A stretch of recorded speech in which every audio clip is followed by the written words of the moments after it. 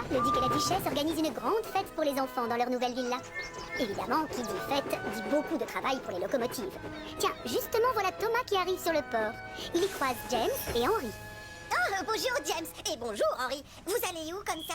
Moi, je dois livrer des bottes de paille à la villa pour que les enfants puissent grimper dessus. Et comme ils vont faire un spectacle, moi j'ai le bois pour construire la scène et des tonneaux de limonade pour le banquet. Oh, mais c'est parfait. Je vous retrouve à la villa dans 1 heure. Belle journée, hein, Canty? Je ne vois pas de quoi tu parles. C'est la fête du duc et de la duchesse aujourd'hui. Et alors, tu parles? Moi, je ne vais pas aux fêtes. Je suis coincé ici à charger et à décharger des caisses. Je n'ai jamais une seconde pour me reposer. Cette caisse, c'est pour moi. Les enfants vont peindre des œufs. Dépêche-toi, Cranky. Tu es rouillé, ma parole. Et qu'est-ce qui t'arrive? Ne me dis pas que ces œufs sont trop lourds pour toi. La remarque de Thomas ne fait pas du tout rire Cranky. Il a horreur qu'on se moque de lui. Oh non, ils ne sont pas trop lourds pour moi. Ils sont aussi légers que des plumes.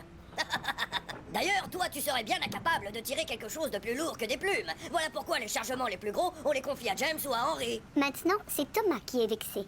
Non, je t'interdis de dire ça. Je suis aussi costaud que tous mes amis. Tu n'es pas aussi fort que moi. Je peux soulever des choses que toi, tu ne pourrais jamais transporter. Thomas adore relever les défis. On verra, Cranky.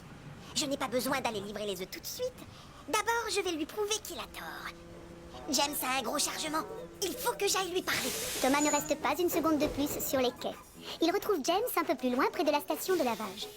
Coucou, James. Je n'ai pas grand-chose à faire aujourd'hui.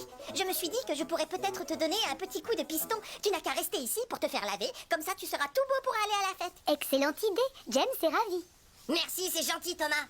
On décroche donc le wagon avec les tonneaux et le bois, et Thomas s'y attelle en vitesse. Pour être lourd, il est lourd. Thomas pousse de toutes ses forces et prend la direction du port.